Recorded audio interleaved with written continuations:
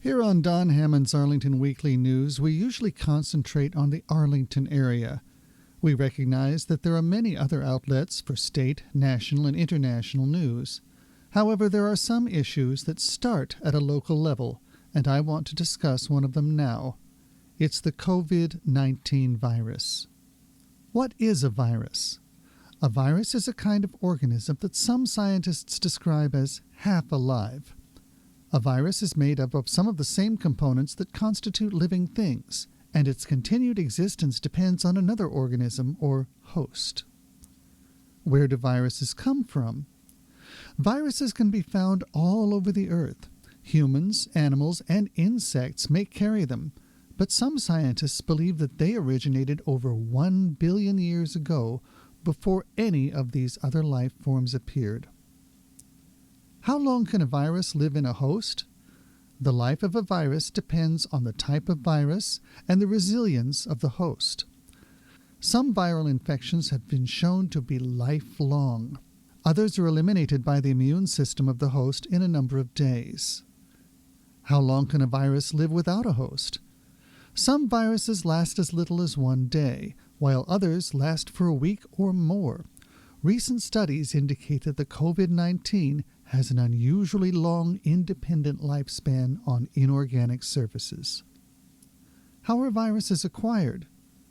Viruses can enter the human body via the nose, mouth, eyes, bloodstream, or sometimes through an open wound. How are viruses transmitted? Most viruses exist in a moist environment, often referred to as droplets. However, the term droplet can be misleading because a very tiny amount of moisture can still contain hundreds of individual virus cells. How do viruses attack? Viruses do not so much attack as they simply invade. The scientific term is infection. A virus simply uses the environment it finds inside the cells of the host. In fact, it has been shown that some viruses even infect other viruses. How do viruses kill? Typically, a virus does not actually kill its host. The virus causes reactions within the immune system of the host. The immune system releases a series of proteins called interferons, which are antiviral agents. A kind of chain reaction ensues with other antigens, which in turn combine to eradicate the virus. In some cases, the uncomfortable symptoms are actually the result of the body's reaction, not of the virus itself. When the immune system overreacts, it can interfere with normal functions, contributing to the death of the host. How are viruses treated? Generally, viral infections are not so much treated as managed, while the body's immune system does the actual work. Antibiotics don't work against viruses, but certain antiviral medicines can help in some cases. How do vaccines work? The history of vaccines goes back to the 1770s at least.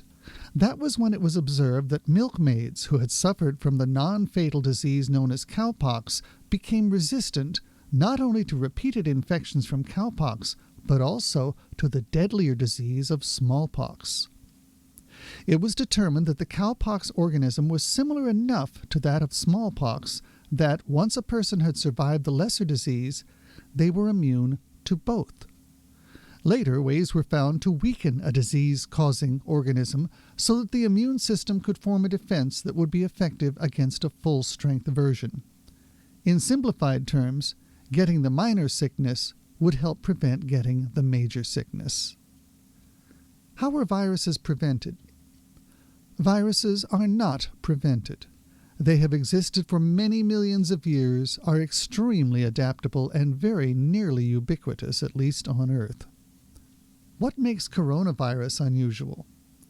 To be specific, the current disease referred to as coronavirus is a new form of other coronaviruses which were named based on their crown-like protrusions they revealed under a microscope. For example, severe acute respiratory syndrome, also known as SARS, was a type of coronavirus that emerged in 2002. Middle East respiratory syndrome, also known as MERS, was another type of coronavirus that emerged in 2012. The technical term for the current manifestation is COVID-19, which is an acronym for Corona Virus Disease 19. It's a little bit like WD-40, in which the WD is short for water displacement, and the 40 indicated the 40th version. From what is known so far, this new variant has a long lifespan on non-organic surfaces. Its fatality rate is lower than that of the other coronaviruses mentioned earlier, but is far more communicable. What can Arlingtonians do to minimize their risk? I'm going to extrapolate a little bit here, using a combination of my own experiences over the years, some earlier research, and some simple logic.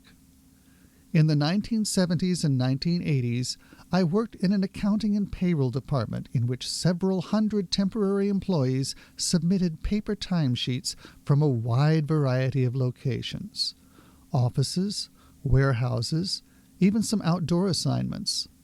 These timesheets often arrived in gummed envelopes, which were usually sealed by moistening and licking by the worker. A laborer working from a warehouse would see no need to get a wet sponge to seal his single envelope, so the lick and seal method was common. Some timesheets were carried in a shirt or pants pocket on the job, where they could absorb a small amount of sweat or other accidental secretion, as from a sneeze. I got sick, one way or another, every year. Usually not very sick. I didn't separate a cold from a flu from a virus in those days. My young son was also in daycare and then primary school during much of that time. We joked about the small children being walking petri dishes and marveled at their apparent resilience.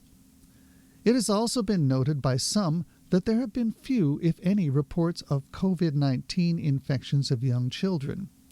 This may be attributable to the rapid growth that is naturally occurring in children of that age, but it could also be due to the casual dismissal of childhood diseases. It's hard to tell, but a small child could still carry a virus, and an affectionate parent would come into closer physical contact with their small child than with another adult. Again, I'm speculating here. What can an Arlingtonian do? First, consider your own ability to self-transmit germs into your own body. Remember that germs commonly enter through the eyes, nose, or mouth, but that it is your hands that come into the most frequent contact with all three. However, also remember the other things that your hands touch, things that you might not normally consider. Incoming paper mail after being handled by the sender, the initiating post office, the carrier, and finally, you? You probably don't think about washing your hands after handling your incoming mail. Your kitchen sponge, which has probably been used many, many times before wearing out to the point of replacement. Also your bath towels and washcloths. All of these could be added to your laundry and would benefit from a hot water cleansing.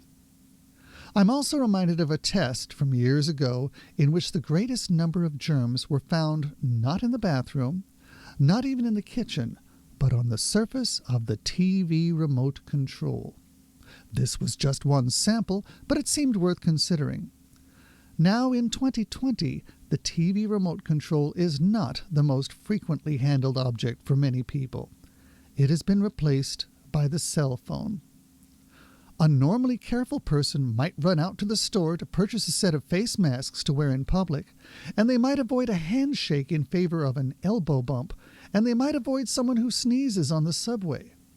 However, they might never think about periodically sanitizing their home computer keyboard or their handheld devices. These are the handheld devices that they touch several times a day. The handheld devices that they hold up to their mouths several times a day as they breathe in and out during a phone conversation. Perhaps a daily wipe down with disinfectant would help. Some other common practices, such as thoroughly washing your hands and thoroughly cooking your food, have already been publicized and are a good idea. Here's a final thought. Keeping yourself free from ordinary illnesses such as colds and flu will also make it easier to identify people actually suffering from more serious diseases, including COVID-19. Try to stay as healthy as you can. This is producer Hef Munson signing off.